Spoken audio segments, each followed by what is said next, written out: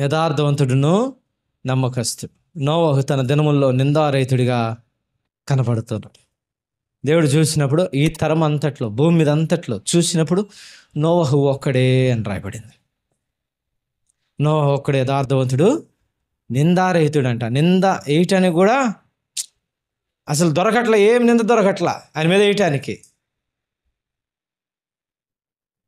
ప్రియులారా, మనము ఈ స్టాండర్డ్స్, అందుకని దావీదు ఇందాక మనం చదువుకున్నటువంటి దాంట్లో, నేను దుష్టత్వం విడిచిపెడతాను, నేను లాగుంటాను, నేను అలాగుండను, నేను మార్చుకుంటాను, నేను దేవుని కొరకు. ఎందుకంటే ఇదంతా ఆయన ఇంటిలో నమ్మకమైన వారిని ఉంచుకోవడానికి ఆయన ఇష్టపడుతున్నాడు. హల్లెలూయా. ఆ తర్వాత వచనం చదివి మనం ముగించుకుందాం. నిర్దోష మార్గమందు నడుచువారు, హల్లెలూయా. ఏంటండి నిర్దోష? అందరు చదవండి ఒకసారి. దోష మార్గం కాదు, నిర్దోష మార్గమందు నడుచువారు నాకు పరిచారకులు. దేవునికి స్తోత్రం కలుగును గాక. దేవునికి చాలా పని ఉందండి భూమి మీద. ఆయన రాజ్యం స్థాపించే పని.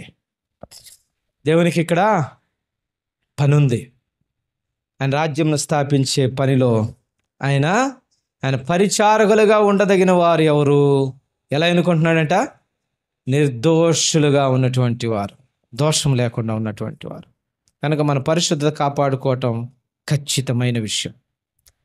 ఈ పరిశుద్ధతను కాపాడుకోవాలి, నమ్మకమైన వారిగా ఉండాలి. చిన్న చిన్న వాటిల్లో తొట్టిల్లు పోవటము. ఇంకా యేసుప్రభు ఒక రోజున తిట్టారు. వాళ్ళందరిని ఏమని తిట్టారంటే, పిల్లకాయ చేష్టలు ఎప్పుడు మానుకుంటారా అని తిట్టారు. ఇంకా మీరు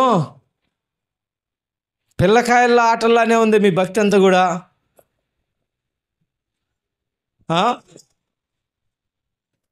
ఈ అల్లిబిల్లి చేష్టలన్నీ కూడా మానుకోవాలి. గబక్కని ఇటు దూకటం, లేదంటే అటు దూకటం, కాసేపు ఇటు ఉంటాం, కాసేపు అటు ఉంటాం, కాసేపు లోకం, కాసేపు భక్తి, కాసేపు సినిమా పాటలు, కాసేపు వేసే పాటలు, ఇవన్నీ మానుకోవాలి. ఇంకా సీరియస్గా ఉండాలి. దేవుని సన్నిధిలో నమ్మకమైన వారు, నిర్దోషులుగా ఉన్నవారు ఆయన చేత ఎన్నుకోబడతారు, ఆయన ఇంట ఉంచబడతారు, ఆయన బల దగ్గర ఉంచబడతారు, ఆయన పరిచారకులు పడతారు. అటువంటి కృప ప్రభు మనకు అనుగ్రహించును గాక.